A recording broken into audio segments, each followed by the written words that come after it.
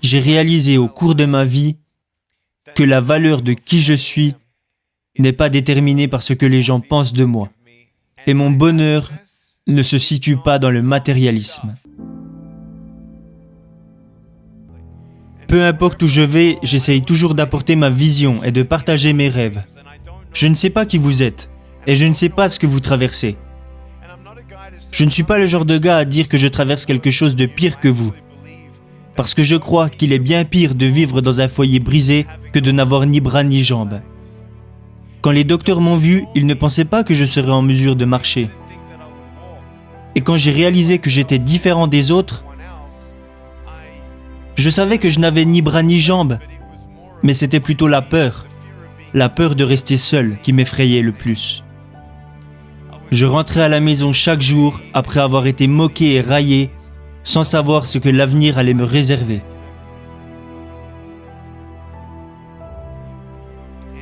Je n'aurais jamais imaginé devenir la personne que je suis aujourd'hui.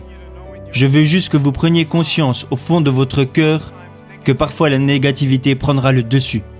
Parfois la peur vous empêchera d'essayer ou de recommencer.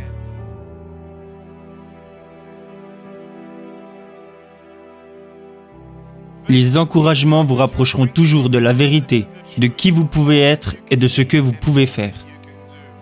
Mais les découragements, eux, vous éloigneront de tout ça. Vous savez, je n'avais aucun espoir à mon propre avenir. Mes parents croyaient en Dieu, mais moi non, car je ne comprenais pas pourquoi ils m'avaient donné moins que les autres. Alors pendant de nombreuses années, je ne comprenais pas que je pouvais avoir ni main, ni pied et devenir malgré tout un miracle pour quelqu'un. Et que si j'étais capable d'envoyer ne serait-ce qu'une personne au paradis, alors tout ceci prenait un sens.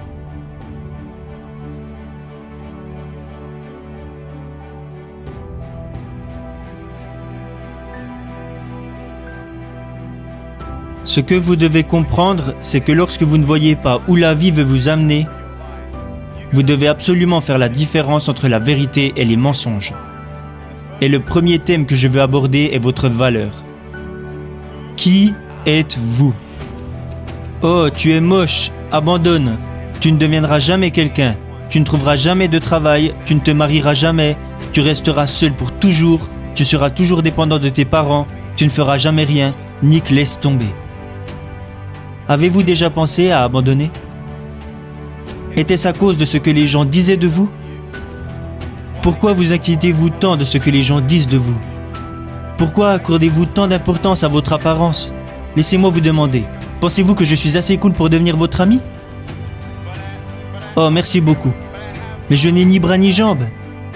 Ça n'a pas d'importance, pas vrai? Alors si notre apparence n'a pas d'importance, pourquoi continuons-nous de nous moquer et de blesser les autres par nos paroles, si tout ceci n'a pas d'importance? Ce qui fait notre valeur n'est pas l'image que nous renvoyons.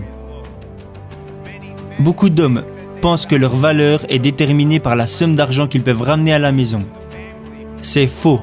Je préférerais toujours être un homme pauvre qui n'a jamais blessé personne plutôt qu'un homme riche qui a fait de la peine à une personne. Cela ne veut pas dire que je me considère parfait. Cela veut juste dire que l'argent ne définira jamais qui je suis. Je rencontre beaucoup de politiciens à travers le monde et je leur demande souvent: comment pouvez-vous espérer honorer votre pays si vous n'êtes même pas capable d'honorer votre femme? Vous devez honorer votre femme avant d'honorer votre pays et vous devez d'abord être un bon père pour vos propres enfants avant de pouvoir mener les générations futures.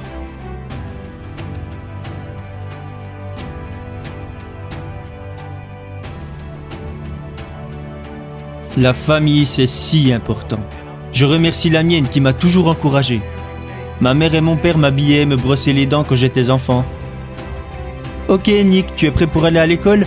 Oui maman. Est-ce que tu vas faire de ton mieux? Oui maman.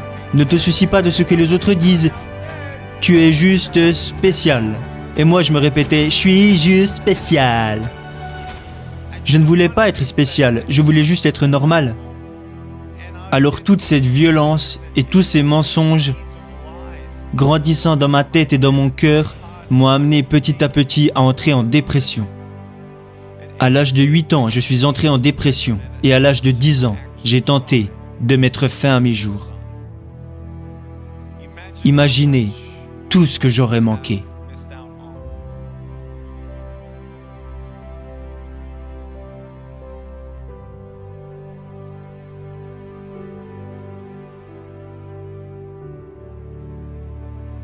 N'abandonnez pas. Je sais que vous avez été blessé, comme la plupart d'entre nous. Mais vous ne savez pas quels miracles peuvent apparaître de vos blessures, tant que vous ne donnez pas à vos blessures une chance. Je veux que vous vous donniez une chance. N'abandonnez pas, rêvez grand, aimez-vous de manière humble, aimez les autres et prenez conscience de ceci.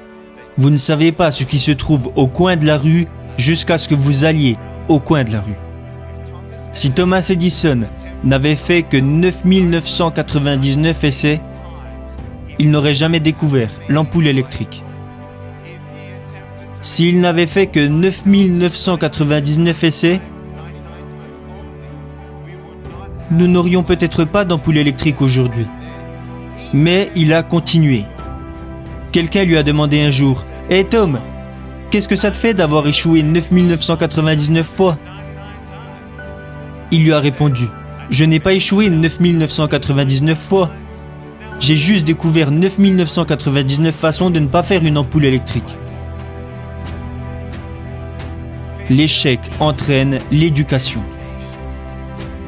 Et ce n'est pas que je n'ai jamais pleuré, ce n'est pas que je n'ai plus peur, mais je préfère traverser la vie en avançant un pas à la fois, un pas à la fois, un pas à la fois, en étant reconnaissant pour ce que j'ai.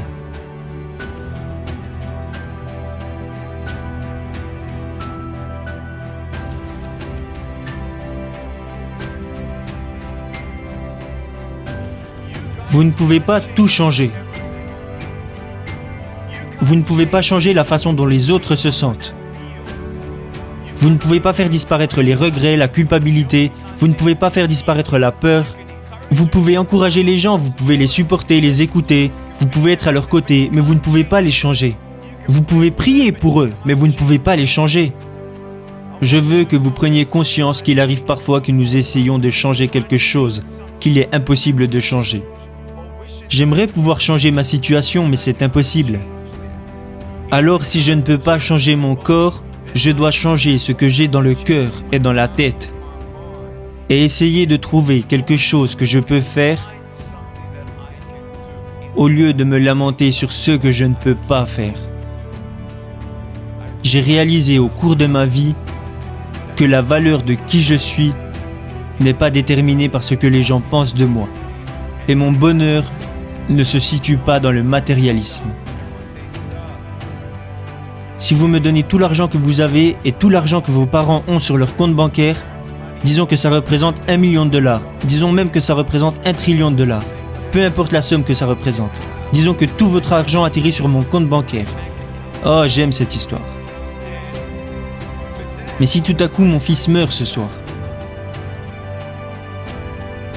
juste parce que...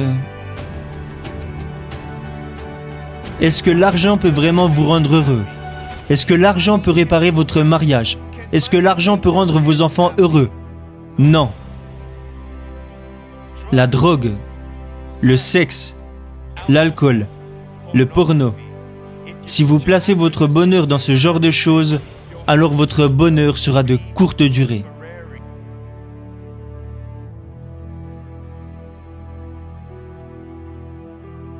Vous n'avez pas à être quelqu'un que vous n'êtes pas. Vous devez juste être vous-même. Soyez la meilleure personne que vous pouvez être. Alors ma question ce soir est, est-ce que vous vous aimez? Si vous viviez maintenant les 15 dernières secondes de votre vie,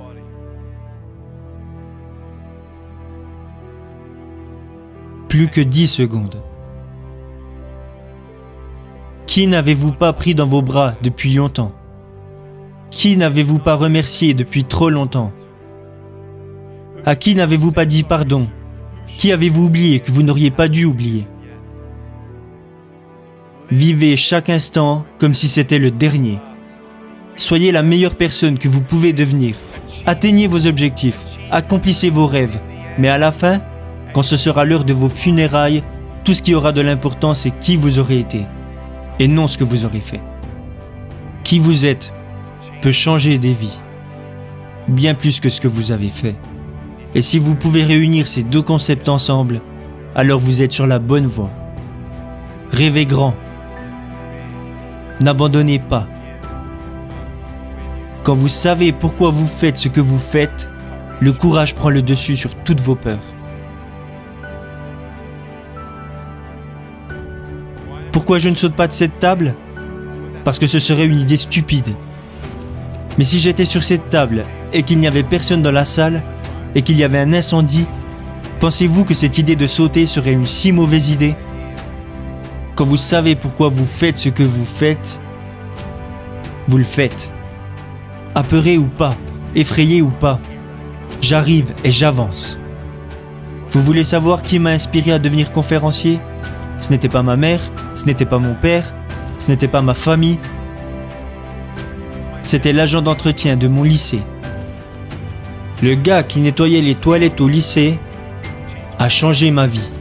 Il me regardait un jour et il m'a dit « Nick, tu devrais donner des conférences ». Et je lui ai dit « Mais t'es dingue ». J'ai commencé à partager mon histoire devant des petits groupes à cause de lui. Il m'a forcé, il était en train de me tordre le bras, alors j'ai dû dire oui. Alors quand je me suis retrouvé à parler devant 300 étudiants de deuxième année pendant 7 minutes, et qu'au bout de 3 minutes la moitié des filles étaient en pleurs, j'étais si nerveux, mes mains étaient moites. Je les regardais et elles n'arrêtaient pas de pleurer, alors j'ai dû faire une pause. L'une d'elles est venue me voir et m'a dit « Excusez-moi de vous interrompre, mais puis-je vous prendre dans mes bras ?» Alors toutes les personnes qui pleuraient sont venues me faire un câlin. Je disais « Merci beaucoup à vous. Personne ne m'avait jamais montré autant d'affection. Personne ne m'avait jamais dit que j'étais beau à ma façon. » Voilà comment j'ai su que j'allais devenir conférencier.